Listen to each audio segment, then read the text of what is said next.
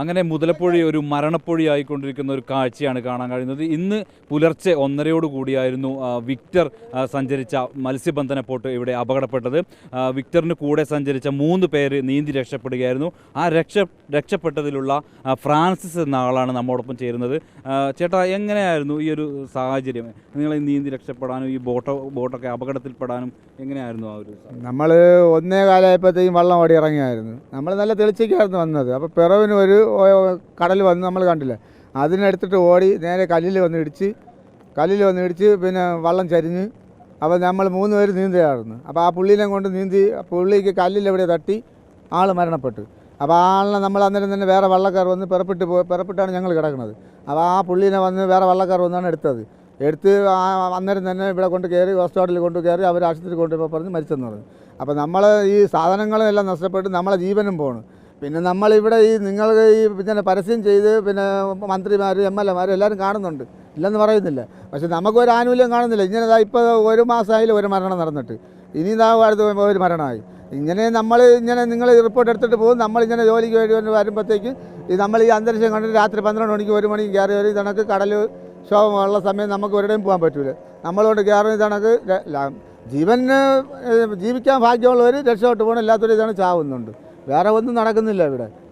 ഏതൊരു സമയത്താണ് ഇങ്ങനെ കൂടുതൽ അപകടങ്ങളൊക്കെ നടക്കാറ്? ഇനിയിപ്പോൾ ഈ 2-3 മാസം വരെ ഈ അപകടം തന്നെയാണ് ഇവിടെ.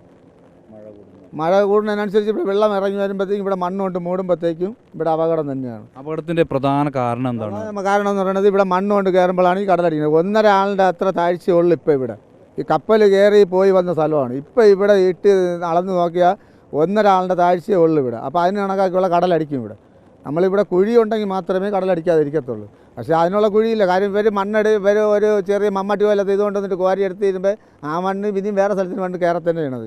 ഈ മണ്ണ് ഇവർ അന്ന് പറഞ്ഞത് ഇവിടെ നിന്ന് എടുക്കണ മണ്ണ് അങ്ങോട്ട് കരയിൽ കൊണ്ട് നിർത്തുമെന്നാണ് പറഞ്ഞത്. ഇതുവരെയും നിർത്തിയില്ല. ആടാകുന്നു എന്ത് ചെയ്യാം? ഇതിപ്പോൾ വലിയ കടലടിച്ചാൽ ഈ മണ്ണ് മൊത്തം ഇനി ചൊരിഞ്ഞകത്തോടെ അതൊക്കെയാണ് മണ്ണ് കോരിട്ടിരിക്കുന്നത്. എത്ര ദിവസം കൊണ്ട് കോരിയ മണ്ണെന്നറിയാൻ ഇത് ഈ കോരി ഇട്ടിരിക്കുന്നത്. ഈ വലിയ തിര വന്ന് അടിക്കുമ്പോൾ ആ മണ്ണ് ചൊരിഞ്ഞ് ഇനിയും അകത്തോട്ട് തന്നെ പറയും. പിന്നെ അങ്ങും ഇഞ്ഞും കിടക്കണ മണ്ണ് കൊണ്ട് കയറുന്നത് ഇതിൻ്റെ അകത്താണ്.